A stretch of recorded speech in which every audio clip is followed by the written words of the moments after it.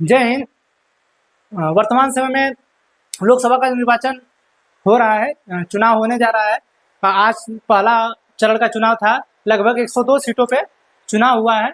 अब इसमें इस चुनाव में आप देखिए कि कितने लोग किस पार्टी के जीतते हैं, कितने लोग किस पार्टी के जीतते हैं।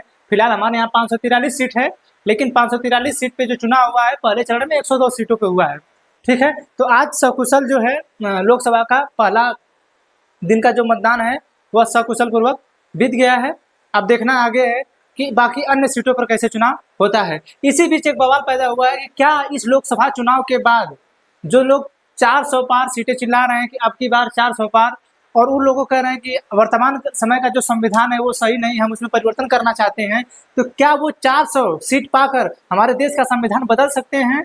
ठीक है, इस चीज़ पे हम आपसे थोड़ा सा चर्चा करना चाहेंगे, जहां तक हमारा वक्तव्य रखने की बात है। ठीक है, तो देख लेते हैं थोड़ा कि क्या ये लोग संविधान को बदल लेंगे। ठीक, देखिए इस पे लिखा गया है कि देश के हमें सोचना है, ये चीज हमें सोचना है कि देश के कुछ ही नेता क्यों कर रहे हैं देश के भविष्य का निर्णय। यानी जो लोग ये कह रहे हैं कि अब की बार 400 पार और हम जो है अपने इस देश के संविधान को बदल देंगे, किस बेस पे भैया आप इस देश के संविधान को बदल देंगे? आप चुन के गए हैं इसीलिए क्या? ये नहीं होगा, लेकिन इससे बात करना है। देखिए, क्या इस लोकसभा चुनाव के बाद बदल जाएगा संविधान? प्रधानमंत्री मोदी ने हाल ही में बिहार में जो है कई जगह कहा है कि नहीं, अगर खुद बाबा साहब भीमराव अंबेडकर भी आ जाएं तो संविधान में परिवर्तन नहीं हो सकता है। खैर, विपक्षी जो पार्टियां हैं वर्तमान समय में वो लोग कह रही हैं कि नहीं, ये जो वर्तमान सरकार है चिल्ला रही है कि नहीं हम संविधान में परिवर्तन करेंगे, हम संविधान को बदलेंगे। जैसे वर्तमान समय की जो सत्ता वाली सरकार, उन्हीं के एक मंत्री हैं, उन्होंने ही कहा था कि समाजवादी और पंथ निरपेक्ष को बदल के, उसको बदलने के बाद क्या उसको हटा दिया जाए, उसके लिए पिटीशन भी डाल दिया गया था। ठीक है, तो लोग ऐसे ऐसे परिवर्तन करना चाह रहे हैं। तो जो परिवर्तन करना चाहते हैं, ठीक है, वो किस बेस पे होगा कि नहीं होगा, इसकी जानकारी हम लेंगे। क्या अप्रत्यक्ष लोकतंत्र बनता जा रहा है भारत के लिए खतरा? आप सबसे बड़ी बात है कि अप्रत्यक्ष लोकतंत्र और प्रत्यक्ष लोकतंत्र है क्या। हमने अपना जो टॉपिक दिया है ऊपर दिया है लोकतंत्र। ठीक है, यहाँ पे देखिए ये फेमस नेता है, यहाँ पे पीएम मोदी हैं, ये कांग्रेस के नेता हैं, बहुत व्यक्तित्व इनका अच्छा है, राहुल गांधी हैं, ये ममता बनर्जी जी हैं, ये भी एक अच्छे नेता हैं, सकुशल नेता है, दिल्ली के मुख्यमंत्री हैं। ठीक है, ये हमारे सुप्रीम कोर्ट है, ये हमारे वर्तमान में सीजेआई है, चीफ जस्टिस ऑफ इंडिया है। ठीक है, अब क्या है, इन्हीं पे के ऊपर सब भार टिका हुआ है। ठीक है, ये लोग तो लोग चुन के जाते हैं, ठीक है, लेकिन सारा भार इनके ऊपर टिका हुआ है। ठीक है, कि हमारे लोकतंत्र को वो किस प्रकार से रख सकते हैं। ठीक, हमारे यहाँ संविधान है। ठीक है, क्या है? संविधान।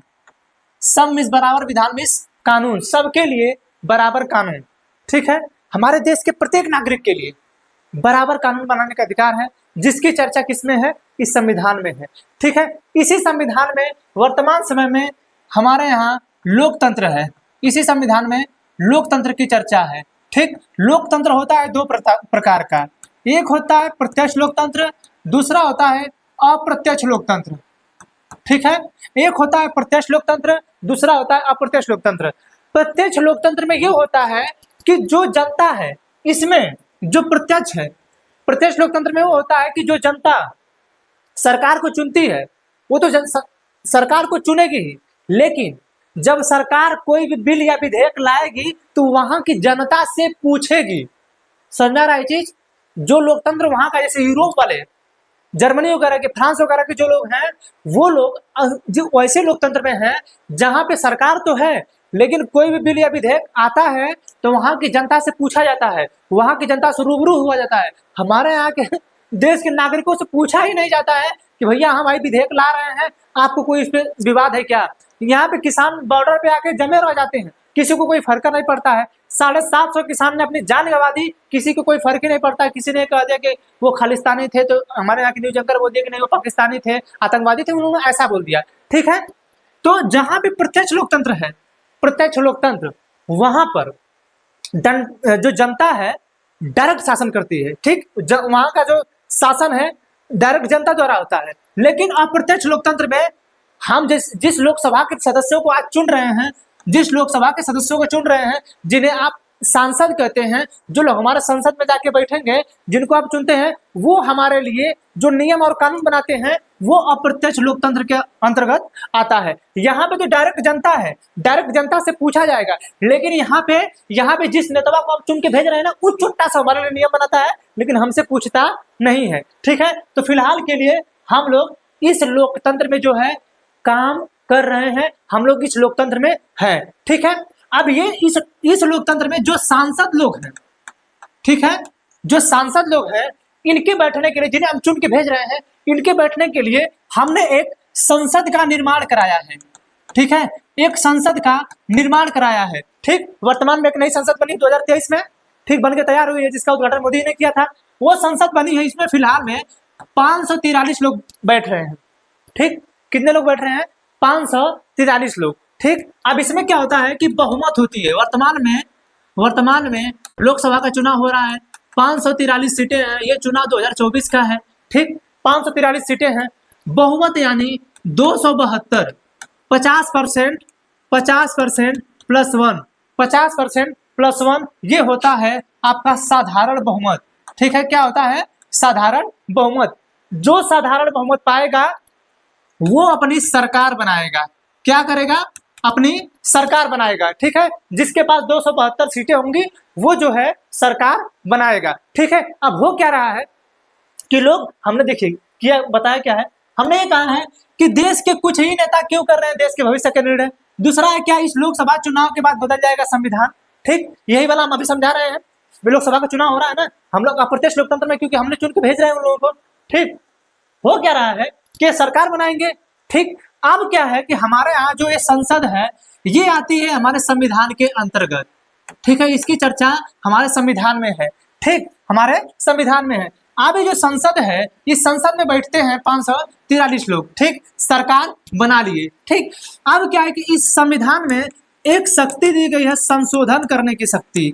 ठीक है, संशोधन यानी अगर आपको इस संविधान में कुछ बदलाव करना है, ठीक है, इस संविधान में कुछ बदलाव करना है, तो इस संसद में इन 272 लोगों को, जिनको हमने चुन के भेजा है, ये लोग इस संविधान में बदलाव कर सकते हैं। ठीक है, इसी पे ना चिल्ला रहे हैं लोग 400 पार। यानी आप जो संविधान बदलने की बात कर रहे हैं, हमारा जो देश है इसी संविधान से चलता है। अगर ये 400 पार जाएंगे तो भाई देखिए, जब 400 पार जाएंगे तो पूरी शक्ति इनके पास रहेगी। अभी समझाएगी, अभी हम आपको समझाएंगे कि कैसे इनके पास शक्ति आएगी और कैसे बदल सकते हैं। ठीक है, संशोधन की शक्ति है जिसकी चर्चा हमारे इस संविधान में है। ठीक, हमारे यहाँ जो संशोधन होता है लगभग 3 प्रकार से होता है। एक संशोधन होता है साधारण बहुमत। ठीक है, साधारण बहुमत। ठीक, यानी एक कोई विधेयक वगैरह आता है तो उस पे जो संशोधन होता है, ठीक है, या कोई विधेयक पारित करना रहता है तो उसमें जो होता है वो साधारण बहुमत से होता है, यानी 50% प्लस 1। यानी जो वर्तमान में सरकार बनाया है 50% प्लस 1 पे, इस 50% प्लस 1 पे जिन्होंने सरकार बनाया है, ठीक है, वो साधारण बहुमत से किसी भी विधेयक को पारित कर सकते हैं। ठीक है, दूसरा होता है, एक तो ये हो गया, दूसरा होता है विशेष बहुमत। ठीक है, विशेष बहुमत। ठीक, इसमें क्या होता है, संसद में उपस्थित 2/3 सदस्य, ठीक है, 2/3 सदस्यों द्वारा उसको पारित होना चाहिए, तब संविधान में संशोधन होगा। ठीक, कितना? संसद में उपस्थित 2/3 सदस्यों एवं मत देने वालों की संख्या जो है वो कम से कम ये विशेष बहुमत द्वारा पारित होनी चाहिए। ये 2/3 होता है, यानी 543 का 2/3 कितना हो गया? ये लगभग 3 एकम 3, 2 बचा, 3 बटे 24, 3 एकम 3 गुणे 2, यानी 2 एकम 2, 2 बटे 16, 2 एकम 2 3, 362 सीट। यानी सरकार आपने 272 पे बनाया है, लेकिन कोई अन्य ऐसी चीजें हैं जिसे विशेष परिवर्तन करना है। ठीक है, जैसे हमारे यहाँ कुछ ऐसी चीजें दी गई हैं जिसमें विशेष परिवर्तन करने के लिए आपको विशेष बहुमत लाना पड़ता है। जैसे देश के राष्ट्रपति जो है उनके ऊपर महाभियोग लगाना है, आप इस विशेष बहुमत का प्रयोग करेंगे। ठीक है, सुप्रीम कोर्ट के जज को हटाने के लिए आप इस विशेष बहुमत का प्रयोग करेंगे। ठीक, ऐसे ऐसे काम करने के लिए आप विशेष बहुमत का प्रयोग करेंगे। समझ में आ रहा है चीज? समझ में आ रहा है? सुप्रीम कोर्ट के जज को हटाने के लिए विशेष बहुमत का प्रयोग किया जाता है। ठीक, किसको? सुप्रीम कोर्ट के जजों को। ठीक है, अब ये चीज देखिए, जो सुप्रीम कोर्ट आप सुन रहे हैं ना, सुप्रीम कोर्ट जो है हमारे संविधान की सर्वोच्च व्याख्या करता है, सर्वोच्च व्याख्या करता है। ठीक है, समझ में आ रहा है? जो हमारी सुप्रीम कोर्ट है हमारे संविधान की सर्वोच्च व्याख्या करता है, यानी उस संसदवा से भी ऊपर है। कौन? ये जो हमारी सुप्रीम कोर्ट है। ठीक, ये सुप्रीम कोर्ट जो है हमारे यहाँ की सर्वोच्च व्याख्या करता है। किसकी? इस संविधान की। आप सोचिए कि परिवर्तन करना है, ठीक, ये विशेष बहुमत यानी 2/3 बहुमत से वो परिवर्तन कर सकते हैं। ठीक, खैर अभी तक तो इनके पास 362 सीट नहीं आई है। ठीक, एनडीए के पास अब तक अधिकतम जो सीटें हैं लगभग 340 से 45 सीटें हैं। अधिकतम जितना ये प्राप्त कर सकते थे, जितना इनके पास हो सकता था, यानी इसके पास अभी पहुंचे लोग नहीं है। ठीक है, समझा रहा है? यानी सुप्रीम कोर्ट के जज को हटाने के लिए भी इतनी सीट की जरूरत होगी। और हमारे संविधान का अंतिम व्याख्याकर्ता कौन है? Supreme court.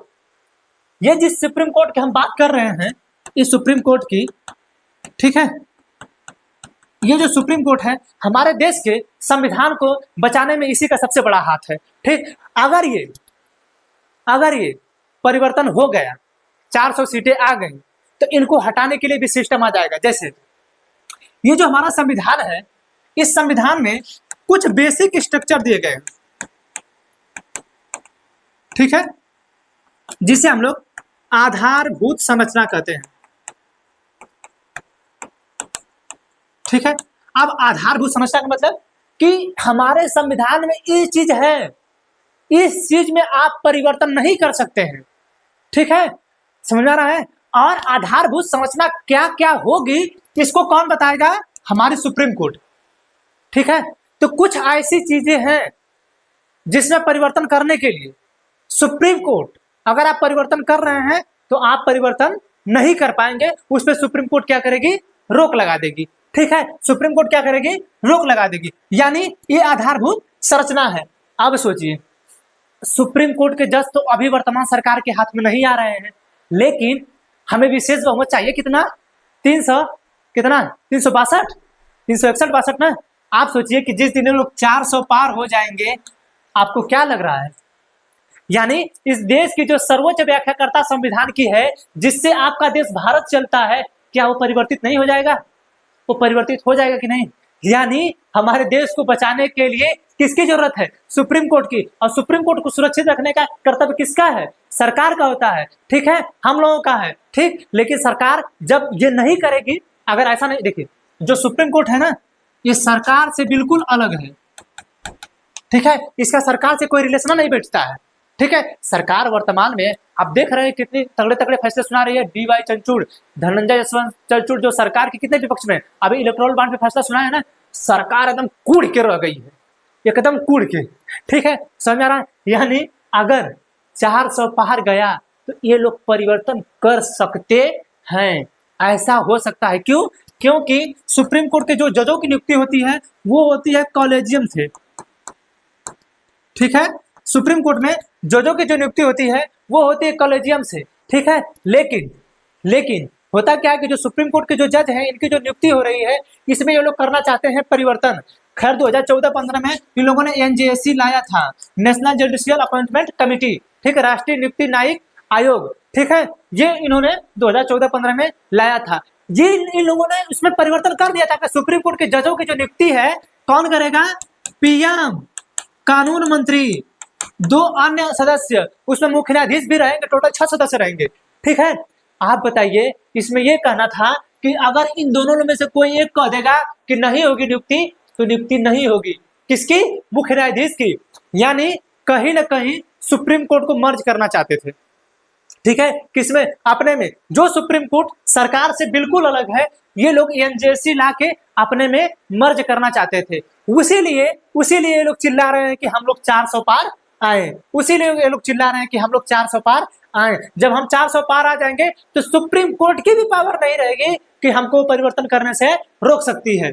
वो हमको परिवर्तन करने से रोक सकती है। अगर मान के चलिए कि देखिए सुप्रीम कोर्ट के पास पावर तो है, क्यों रोक लेगी? लेकिन महाभियोग हमें लगाना है ना, हमें महाभियोग लगाना है। तो हम जो महाभियोग लगाने की बात कर रहे हैं, महाभियोग लगाने की बात हम कर रहे हैं, जो ठीक है, कि हम जो है इस 362 सीट पे महाभियोग लगा देंगे तो हमारे पास 400 सीट आ जाएगी, तो हमें महाभियोग लगाने में कितना समय लगेगा। आज तक न किसी जज पे महाभियोग लगा, न किसी राष्ट्रपति पे महाभियोग लगा, न किसी इलेक्शन कमीशन ऑफ इंडिया पे महाभियोग लगा। तो आप सोचिए जिसके पास 400 हो जाएगी सीटें, वो महाभियोग लगा देगा कि नहीं? लगा देगा। यानी कोई चाहेगा कि हम अपना पद छोड़े? यानी सुप्रीम कोर्ट के जजों को प्रभावित किया जा सकता है कि नहीं? किया जा सकता है। ठीक है, तो ये जो है अगर ये सरकार 400 पार चली गई तो परिवर्तन कर सकते हैं, ऐसा हो सकता है। अगर ये सरकार चाहेगी तो खैर कुछ समय पहले, आज के 40 साल पहले राजीव गांधी जब प्रधानमंत्री थे तो उनके पास 411 सीटें थी, लेकिन उन्होंने ऐसा कुछ नहीं किया। डाक संशोधन विधेयक आया था, ठीक है, ज्ञानी जैल सिंह ने मना कर दिया, हम नहीं करेंगे। राष्ट्रपति पर महाभियोग नहीं लगाया उस आदमी ने। 411 सीटें थी। वर्तमान सरकार का देख रहे हैं स्थिति। ठीक है, तो एक चीज का हल मिला, यानी ये परिवर्तन कर सकते हैं। देखिए आपको 2 ही बताए हैं ना, इसमें एक और होता है विशेष बहुमत प्लस आधे से अधिक राज्य। आधे से अधिक राज्य, ठीक है। आप सोचिए कि बीजेपी सरकार आधे से अधिक राज्य में है, ठीक है।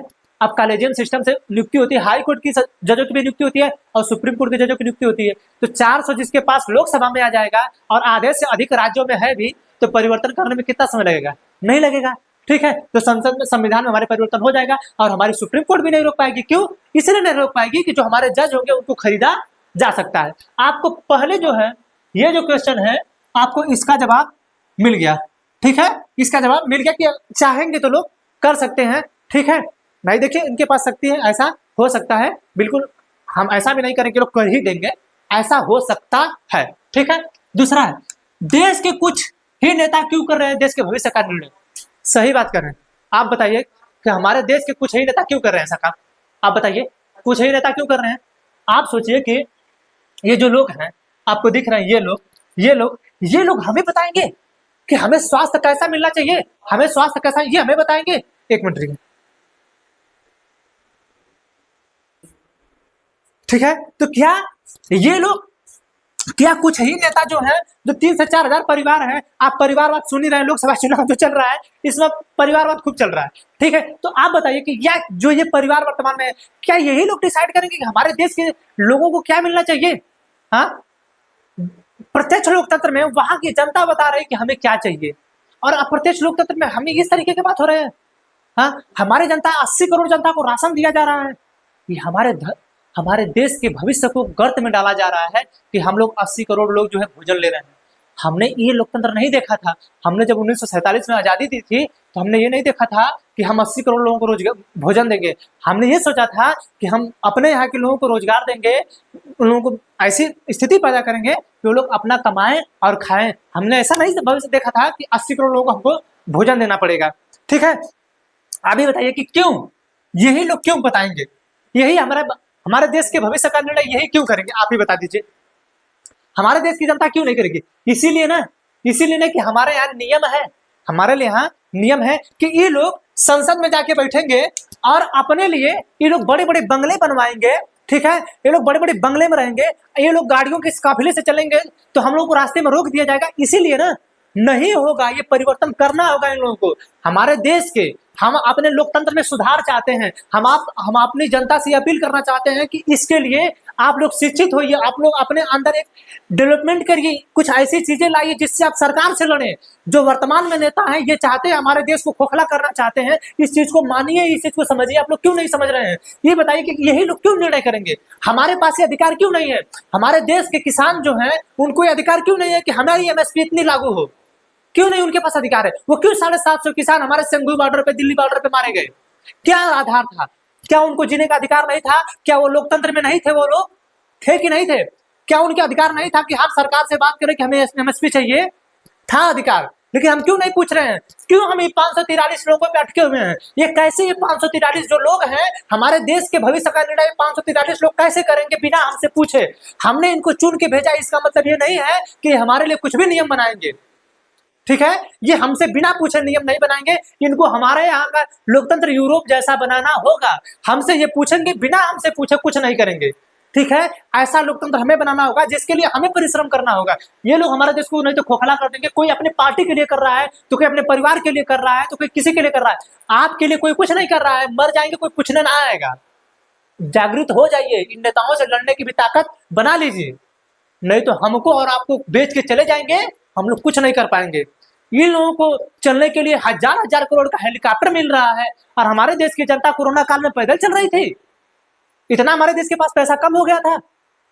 ठीक है, समझ आ रहा है कि नहीं? तो ये जो चीजें हैं, ये लोग हमारे देश के भविष्य का निर्णय कुछ ही नेता नहीं करने चाहिए। हमारे देश की जनता का भी भागीदारी इसमें हो। ऐसा ना हो कि हमने चुन के उनको भेज दिया है तो इसका मतलब वही निर्णय लेंगे। ये चीज मत समझिए कि हमारे यहाँ के संविधान में इसकी बताई गई है कि यही लोग बनाएंगे। ना ना, हम जो भी काम करेंगे हमारी जनता का, जनता के लिए, जनता द्वारा शासन होगा। ये अमेरिका वाला विधि होनी चाहिए। अगर हमारे देश की जनता विरोध कर रही तो उस पर सुनिए, ना कि अगर कोई आपको काला झंडा दिखा दे रहा है तो आप उसको देशद्रोह बता दीजिए। ऐसा नहीं होना चाहिए। ये लोग हमें स्वास्थ्य बताते हैं।